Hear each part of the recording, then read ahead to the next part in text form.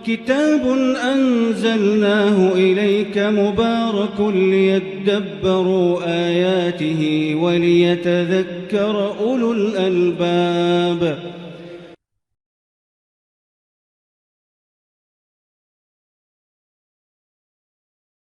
Bismillahirrahmanirrahim.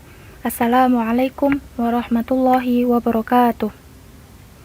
Alhamdulillahirabbil alamin, wassalatu wassalamu ala asrofil anbiya'i wal mursalin wa ala alihi wa sahbihi ajma'in, amma ba'd. Tema ketiga dari surat Al-Mumtahanah ayat 8 sampai dengan 9, yaitu tentang hubungan kaum muslimin dengan non-muslim.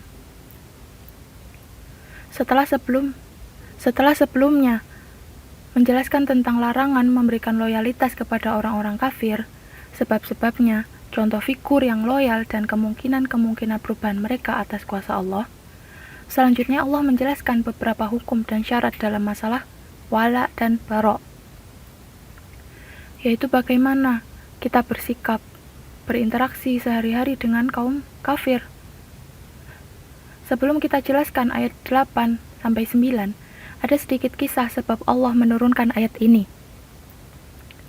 Dijelaskan dalam tafsir Ibnu Katsir, diriwayatkan bahwa Ahmad bin Hambal menceritakan kepada beberapa imam yang lain dari Abdullah bin Zubair. Ia berkata, bahwasanya ada seorang wanita datang dari Mekah ke Madinah bernama Qutailah binti Abdul Uzza. Dia ini bekas istri Abu Bakar sebelum masuk Islam. Dia datang untuk menemui putrinya yang bernama Asma binti Abu Bakar dengan membawa berbagai macam hadiah, tetapi Asma tidak menerima dan melarang ibunya untuk masuk ke dalam rumah. Lalu Asma mengutus seseorang untuk menemui Aisyah agar menanyakan hal tersebut kepada Rasulullah SAW. Maka turunlah ayat ini, lalu diperbolehkan Asma untuk menerima hadiah dari ibunya itu dan tinggal bersama. Karena Allah tidak melarang kita untuk berbuat baik kepada orang-orang kafir, mengadakan hubungan persaudaraan, tolong-menolong, berbuat baik dan adil, sebagaimana disebutkan dalam ayat 8. A'udzu billahi minasyaitonir rajim. Bismillahirrahmanirrahim. La yanhakumullahu 'anil ladzina lam yuqatilukum fid-din wa lam yukhrijukum min diyarikum an tabarruhum wa tuqsitu ilaihim. Innallaha yuhibbul muqsitin. Allah tidak melarang kamu berbuat baik dan adil kepada orang-orang kafir yang pertama, lam yuqatilukum fiddin, tidak memerangi kamu dalam urusan agama. Kedua, walam yukhrijukum min diyarikum, yang tidak mengusir kamu dari kampung halaman. Lalu di akhir ayat 8 Allah menyebutkan kecintaannya kepada orang-orang yang senantiasa berbuat baik dan adil. Innallaha yuhibbul muqsitin, sesungguhnya Allah mencintai orang-orang yang berlaku adil. Lalu di ayat 9 Allah menjelaskan tentang sikap bara, yaitu menjauhkan diri atau berlepas diri dari orang-orang kafir karena sebab-sebab tertentu. Innama yanhakumullahu 'anil ladzina qataluukum fid-din wa akhrajukum min diyarikum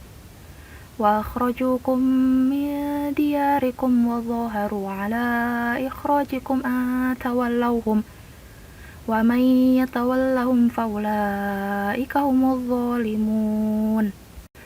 Sesungguhnya Allah hanya melarang kita untuk menjadikan mereka sebagai kawan jika pertama, qatalukum fiddin, memerangi kamu dalam urusan agama.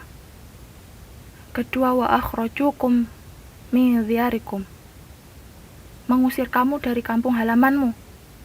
Yang ketiga, wa dhaharu 'ala ikhrajikum, dan yang membantu pengusiranmu.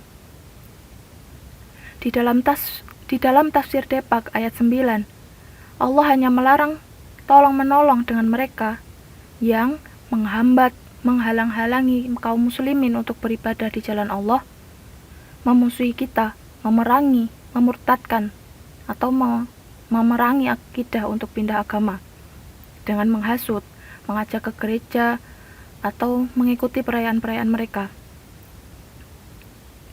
Allah melarang dengan tegas untuk berteman dengan yang seperti itu, dengan menguatkan ancaman bagi yang tetap berteman dengan mereka dan menjadikan mereka panutan. Di akhir ayat 9, Allah menyebutkan, "Wa may yatawallahum faulaika humuz zalimun." Barang siapa menjadikan mereka sebagai kawan, mereka itulah orang-orang yang zalim.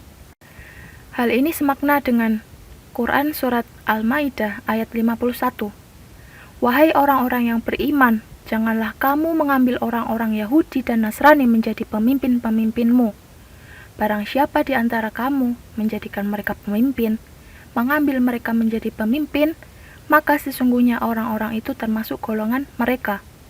Sesungguhnya Allah tidak memberi petunjuk kepada orang-orang yang zalim. Na'udzubillahi min dzalik. Wallahu a'lam bishawab. Wabillahi taufiq wal hidayah. Wassalamualaikum warahmatullahi wabarakatuh.